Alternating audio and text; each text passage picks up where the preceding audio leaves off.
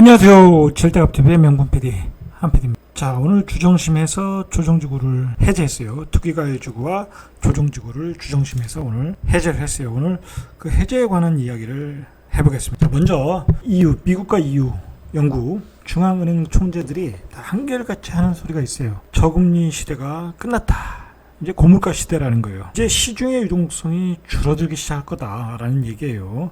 그러니까 앞으로의 우리의 경기 상황은 경기 불황, 경기 침체, 극심한 경제 불황으로 갈 거라는 거예요. 이 상황을 반드시 인식해야 돼요. 지금은 아끼고 대출 줄이고 자산 축소하고 자 이제 그런 시기가 왔다라는 거예요. 대출로 자산을 늘렸던 분들은 다 축소해야 될 시기라는 얘기예요. 이 지금의 세계의 중앙은행 총재들이 하는 얘기가 그 얘기예요. 저금리 시대는 끝났다. 자, 일종의 선언 같은 거예요, 이게. 그것을 의미하는 게 뭐냐면 최근에 그 삼성전자 가격이 계속 신저가를 찍고 있거든요. 자, 이게 삼성전자만 그런 게 아니라 미국의 인텔, 엔비디아, AMD, 자, 미국의 반도체 주식들이 지금 거의 52주 신저가로 가고 있어요. 자, 그게 왜 그러냐?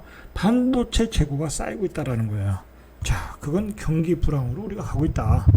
자, 이러한 상황이라는 거예요. 이러한 상황. 자, 이러한 상황을 어떤 정책에서 반영을 해서 어떤 규제 완화하고 시장을 정상화하고 그래야 된다라는 거예요. 근데 제가 오늘 그 조정 투기과열지구 규제 완화 그 대책을 보니까 반영이 안 됐어요. 앞으로 경기 상황, 그 다음에 주택시장은 이미 하락 추세로 돌았는데 그거에 대한 대비가 아니라 과거에 그 문재인 정부에서의 그 어떤 규제 완화 정도, 뭐 그 정도의 의미밖에 없는 것 같아요. 너무 찔끔찔끔하고 있다라는 거예요. 지금 그 윤석열 정부에서 규제 완화가 나온 게 뭐 여러 가지 나왔지만 딱 눈에 띈 거는 상생임대. 자, 이거 하나로 8월에 전세 대란은 잡았다고 봐야 되겠죠. 뭐 이것 때문에 잡힌 건 아니에요, 사실은. 금리 폭등으로 잡힌 거죠. 금리 폭등. 자, 금리가 폭등되다 보니까 전세로 많이 안 사는 거야. 그 전세가 월세 수요로 빠지다 보니까 전세가 잡힌 거예요. 자, 그리고 분양가 상한제 완화. 분양가를 이제 높여주는 거죠. 뭐 그거 외에는 별 대책이 없고 지금 8월 달에 공급 대책이 나온다고 그러는데 뭐 그거는 이제 두고 봐야 되는 거고 윤석열 정부가 강력하게 표방한 시장 경제를 하는 차법 아직은 대책이 안 나왔다. 임대차 3법도 폐지하고 전면적인 수정을 하겠다는데 그것도 아직 얘기가 안 나오고 그다음에 뭐 세금 완화하는 것, 보유세, 종부세 완화 뭐 어느 정도 뭐 그것도 그렇게 크게 눈에 띄는 것도 없고 자, 그런 상황이라는 거예요. 초창기라 그런지 아주 대폭적인 규제 완화는 나타나지 않고 있다. 자, 오늘 신문에 이제 뭐라고 벌써 나왔냐면 세종 빼고 지방 투기과열지구 모두 풀렸다라는 거예요. 그러니까 세종 빼고는 전국의 그 지방의 투기과열지구는 다 풀렸다라는 거예요. 서울, 경기도에 빼고 그런 의미 핀셋 규제 완화했다는 거죠. 그다음에 일단 대구, 대전의 집주인들은 반가웠다. 그래서 당장 급매물 내려주세요. 이런 그 기사들의 반응이 있었다라는 거예요. 한번 뒤에서 보시죠. 대체로 전문가들이 이야기하는 것은 핀셋 조정, 핀셋 규제 완화, 대대적인 규제 완화를 사실 기대를 했는데 자, 예민한 시장을 건드리지 않겠다. 모험을 하지 않겠다. 자, 그 얘기예요. 자, 그러나 지금은 모험을 해야 될 단계인데 안 했다라는 거야. 사실은 전국적인 규제를 한번 1차에 다 풀 수 없다면 1차, 2차, 3차에 나눠서 대규모로 풀어서 시장에서 이제 자유롭게 이제 매수 매도가 자유로워지고 시장의 유통 물량을 풍부하게 해줬어야 되는데 별로 그런 게 없었다라는 거. 그런 게 이게 이제 뭐냐면 매매 수요가 다시 불붙을 수 있는 수도권도 규제 지역을 유지했고 그리고 집값 상승폭이 비교적 낮고 미분양이 뚜렷한 대구 외에는 대부분이 규제를 했다라는 거야. 사실 이번 규제 완화에서 눈에 띄는 곳은 두 군데밖에 없어요. 대구하고 여순광. 대구는 경상도, 여순광은 전라도. 뭐 지역 안배 차원에서 이제 여순광이 들어갔겠죠. 그거 외에는 별 의미가 없어요. 대전도 투기과열지구만 해제해줬지 조정지구는 해제를 안 해줬어요. 자, 그런 점에서 별로 의미가 없었다. 하도 그 대구에서 미분양이 많이 나고 정치인들 그다음에 대구의 시의원들 뭐 하도 난리를 치니까 대구만 이제 해제해 준 거로 이제 결론이 난 거죠. 그래서 핀셋 조정이라고 얘기하는 거예요. 내용을 보면 대구 수성구와 대전 동구, 중구, 서구, 유성구, 경남 창원 의천구 6곳을 투기과열지구 해제. 그러니까 세종만 지방에서 이제 투기과열지구 남은 거예요. 자, 그 다음에 대구의 수성구를 제외한 전 지역, 그 다음에 경북 경산시, 전남의 여승광, 이 지역을 조정 대상 지역에서 해제. 자, 그러면 왜 논산, 뭐 공주, 뭐 그런 지역은 왜 해제 안 하는지 모르겠어요. 뭐 그런 지역이 뭔 의미가 있어요? 그 조정지구의 의미가 없죠. 논산에 뭐 공주에 투기할 일이 있겠습니까? 없겠죠. 자, 그런데 해제를 안 해줬다는 얘기예요. 그리고 경기도에서 해제해 준 적이 있는 아파트가 없는 도서지역 대부도, 그리고 투기과열지구에서 빠지고 제부도, 경기도 화성시의 제부도, 이런 지역이 조정 대상 지역에서 제외됐다. 이런 의미 없는 짓을 했다라는 거예요. 이런 의미 없는 짓을. 자, 이 조정안은 7월 5일 0시부터 효력이 발생한다. 사실 윤석열 정부는 부동산 폭등으로 인해서 어떤 탄생한 정부거든요. 부동산 폭등을 막아라. 그리고 시장 경제를 환원해라. 이제 국민의 그 부름을 받고 탄생을 한 정부인데, 일단은 그 대체적인 의견이 기대만큼 나오질 않고 있어요. 결과물이 나오지 않고 있다. 아무것도 안 나오고 있다라는 거예요. 투기과열지구에서 해제가 되면 이제 무슨 점이 좋은가 하면, 자, 이제 수성구도 투기과열지구에서 해제됐어요. 대전에 4개구, 뭐 창원의 의창구. 자, 이런 지역에서 이제 15억 이상 아파트는 뭐 대출 가능하고, 뭐 이건 당연한 얘기죠. 15억 이상 주택 사는데 어떻게 대출을 안 받아요? 자, 9억 초과도 10%에서 30% 대출해주고, 9억 원 이하는 50%가 적용이 된다. 자, 총부채 상환 비율 DTI도 40에서 50%로 완화된다. 뭐 투기과열지구도 이런 혜택은 있는 거예요. 뭐 대출을 좀 더 많이 받을 수 있는 거예요. 그러니까 아쉬운 게 뭐냐면, 왜 세종은 투기과열지구를 해제 안 해줬냐 이거야. 투기과열지구 정도는 해제를 해줬어야 된다는 얘기죠. 뭐 세종에 15억 이상 있지도 않아요, 사실. 그러니까 해제해줘야 되는 게 맞았죠. 그리고 실수요자들이 9억 이상 아파트를 살 때는 이렇게 대출을 완화해서 집을 살 수 있도록 했어야 했던 거죠. 그래서 이제 실수요자들이 세종에서 집을 이렇게 살 수 있도록 그렇게 이제 도와줬어야 했다는 거죠. 그래서 세종이 투기과열지구 해제를 해줬어야 되는데 아쉬움이 있었다. 자, 그리고 이제 조정지구 해제가 되면, 그리고 주택 분양권 전매 제한도 최대 5년이었던 게 이제 3년으로 줄어드는 거예요. 투기과열지구 해제되면. 자, 재건축, 그러니까 이제 그렇게 되면 이제 주가 입주할 때 바로 등기 취급할 수 있겠죠. 3년 정도면. 그리고 재건축 재개발 조합원 지위 양도 제한 규제도 받지 않게 된다. 그러니까 이제 재개발 재건축에서도 물건들이 이제 나오고 거래를 할 수 있다라는 거예요. 투기과열지구 해제되면. 자, 조정지구에서는 조정지구가 해제되면은 다주택자에 대한 양도소득세 중과, 그다음에 장기보유 특별공제를 면제받는다. 자, 이거는 큰 혜택이죠. 조정지구 해제가 되면. 자, 그래서 이제 몇몇 아쉬웠던 지역들이 있어요. 뭐 청주와 천안, 뭐 그리고 뭐 시흥, 화성, 뭐 그런 지역들이 있어요. 근데 그런 지역들이 해제가 안 됐다라는 거죠. 자, 그리고 조정지구가 되면 다주택자에 대한 종부세도 완화가 돼요. 혜택이 많아요, 사실. 그러니까 사실 그런 점도 있는 것 같아요.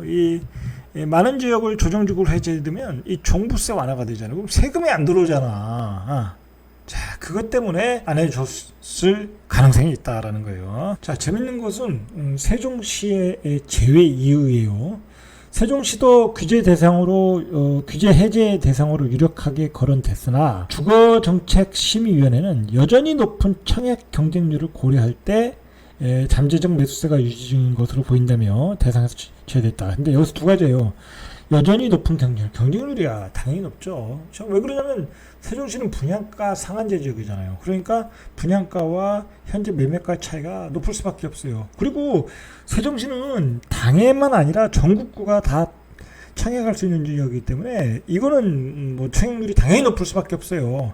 그러니까 세종 시민들만 손해야. 세종시의 당해 비율은 50%밖에 안 되는데 차라리 당해 비율을 100%를 주고 청약 경쟁률이 높아서 해제를 못 해주겠다라면 이해가 가지만 당해 비율이 50%밖에 안 되는데 청약 경쟁률을 조정지구 해제를 안 줬다는 거는 세종 시민들에게 굉장히 불쾌한 거라는 거죠. 그래서 세종시가 지금 민심이 부글부글 끓고 있다고 그래요. 지금 이 주거정책심의위원회도 이제 걱정되는 게 뭐냐면 이 세종시의 포텐이 강하거든요. 뭐 이제 국회도 들어와야 되고 이 세종시는 계속 앞으로 성장하는 도시다 보니까 또 투기성 거래가 일어나지 않을까 걱정이 된다는 거죠.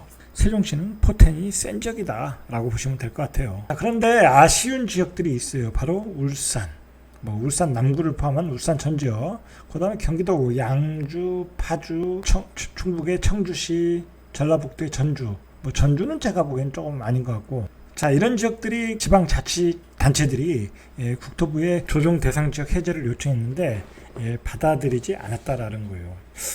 글쎄요. 제가 보기에는 다 해제해줬어도 아무 상관이 없는 지역인데 해제를 안 해줬어요. 무슨 걱정으로 해제를 안 했는지 모르겠어요. 제가 보기에는 이 국토부에서 너무 몸을 사리고 새로운 그 국토부 장관 원희룡 장관은 그 사람이 업무 파악이 좀 제대로 됐겠어요. 그냥 국토부에서 올리는 안으로 그리고 주거정책심의위원회 의견을 받아들여서 했겠지. 자, 그러니까 너무 보수적이었고 너무 축소해서 해제를 했다. 자, 이런 얘기를 했어요. 국토부 관계자가 규제지역 해제를 위해서 최근 가격 상승률을 중요하게 보는데 또 해제를 해주면 이 지방 중소도시가 뒤늦게 오르는 추세가 나타나 이번 조정에서는 제외됐다고 그래요. 글쎄요. 이게 잘못된 거예요. 이건 뭐가 잘못됐냐면 예를 들어 만약에 지금 대구가 가장 큰 수혜 지역이잖아요. 지금 사실 대구하고 여순강을 풀어줬는데 대구 여순강에 또 투기 세력들이 들어가서 집값을 띄우면 어떻게 하겠냐고. 그러면 다음에 국토부는 해제를 하질 못해요. 아예 하지를 못하는 거야. 규제 완화를 못하는 거야. 그러니까 이번에 실수한 거야. 국토부에서는. 만약에 그런 현상이 나타난다고 하면, 자, 문제는 규제를 확 풀어줘서 투기 세력을 막을 수는 없잖아요. 그죠? 그 투기 세력들이 한 군데 두 군데 집중하지 못하게 만들어서 투기 세력에 의한 풍선 효과를 막았어야 되는데 이번에 보니까 투기 세력들은 대구와 여순강만 들어가라고 지정을 해줬어. 아예 바보같이. 물론 이제 제가 계속 누누이 얘기하지만 대구는 들어가면은 지옥문이 되는 거예요. 그리고 무덤이 되는 거예요. 투기 세력들의. 예? 내가 선진입해서 들어갔는데 가격이 안 올라. 내년에 물량 폭탄이고 올라갈 수가 없어요. 대구 같은 데는 오히려 역전세, 입주 때 역전세 만나가지고 마패 내놔야 돼. 지금 부동산 난다긴다는 전문가들은 다 그렇게 얘기하고 있어요. 어쨌든 중요한 거는 만약에 지금 요번에 국토부에서는 그런 실수를 했다. 더 많은 지역들을 해제를 해줘서 어떻게 보면 시장 경제를 원활하게 돌아가게 하고 유통 물량이 많이 나오게 해서 가격 안정화를 시켜야 되는 건데 지금 옛날같이 다주택자들이 집을 살 수가 없어요. 들어가서 살 수가 없다니까. 취득세 중과 때리죠. 보유세 때리지, 종부세 때리지. 그래서 아주 그 투기 세력들이 막 단타치고 법인 만들어가지고 단타치고 별지랄을 다 하잖아요. 소용없다라는 거야. 다주택자들이 집을 이렇게 사서 모을 수 있는 때가 아니라니까. 지금은 집을 살 수 있게끔, 무주택자들이 살 수 있게끔, 그리고 시장에서 유통 물량을 늘려서 이 가격이 떨어지도록 유도를 해줘야 된다니까. 자꾸 집을 사야 될 사람이 못 사면 나중에 그게 병목 현상이 생겨가지고 오히려 집값을 올려버린다니까. 한꺼번에 매수세가 들어와 버린다니까. 자꾸 매수세도 분산시켜줘야지. 참 답답한 양반들이야. 그래서 정부는 시장 상황에 따라 추가 규제 여부를 결정하겠다는 김영한 국토부 정책관은 올 하반기 지역별 주택시장 상황을 자세히 지켜보고 필요하면 연말 이전에라도 심의위원회를 열어 이달 해제에서 제외된 지방 중소도시 규제지역을 추가 조정할 수 있다. 자, 이 얘기 뭐예요? 다음에도 또 찔끔하겠다라는 거잖아. 찔끔. 서울 경기도는 건드리지도 않겠다는 거잖아. 그죠? 그러면 안 된다. 그냥 풀어주라면 확 풀어줘라. 그게 맞다. 제 개인적인 생각으로는 강남도 풀어줘도 돼요. 풀어줘라. 강남 풀어주면 빚을 내서 사든 말든 폭락하든 말든 자꾸 강남만 안 풀어주니까 강남에 똘똘한 한 채로 몰리고 있는 거 아니에요. 다 주택자들이 자꾸 집을 다른 데 가서 사도록 해야지 한 군데만 사라고 하니까 똘똘한 한 채가 나오는 거예요. 아직도 그 국토부의 주택정책관, 국토부 직원, 국토부 장관, 뭐 심의위원회 이 제대로 시장을 파악하지 못했어요. 제가 보기에는 빨리 시장 정상화로 가야 시장이 빨리 돌아간다. 이 좌파 정부에서 만든 이 왜곡된 이 시장 구조를 빨리 정상화시키는 게 당신들이 할 일이다라고 봐요. 자, 정리하겠습니다. 규제 완화 두려워할 사항이 아니다. 지금은 금리 폭등. 지금 금리 폭등 수준이 아니라 대한민국 경제 위기예요, 위기. 예? 지금 가상화폐에서 여러 가지 그 대출 기관들이 있잖아요. 그런 기관들이 지금 계속 파산하고 있어요. 이 가상화폐발 금융위기가 올 상황이야, 지금. 그리고 세계의 경제는 대공황 속으로 지금 들어간 거나 마찬가지고, 세계화가 깨졌고, 저금리가 깨졌고, 지금 세계 경제는 완전히 불황으로 가고 있는데, 우리가 집값을 가지고 예전에 그 집값 폭등 그 유동성이 풍부하던 시절에 어떤 규제를 왜 지금도 하고 있냐고. 빨리 풀어줘야 된다. 빨리 풀어줘서 팔 사람 팔고 살 사람 사게끔 만들어야 된다. 그리고 다주택자 할 사람은 다주택자 하도록 만들어줘야 되고, 그래야 강남의 집값이 안 오르는 거예요. 시장을 정상화시키는 것이 당신들이 할 일의 최우선이라는 거예요. 최우선. 2차 완화를 한다고 하니까 2차 완화는 제발 좀 폭넓게 그리고 규제 완화 속도도 빨리 해야 된다. 빨리. 정말 그 원희룡 장관 그 입만 살았지 뭐 하는 게 없어요. 하는 게 없어. 그냥 뭐 임대차 3법 폐지하고 뭐 8월에 공급대책 뭐 하고 뭐 재건축 특별법 만든. 지금 재건축 특별법이 중요한 게 아니야. 그게 아니라 시장 정상화가 중요한 거라니까. 유통시장을 정상화시키는 게 중요하다니까. 자, 오늘 여기까지 이상 절대값TV의 명품 PD 한 PD였습니다.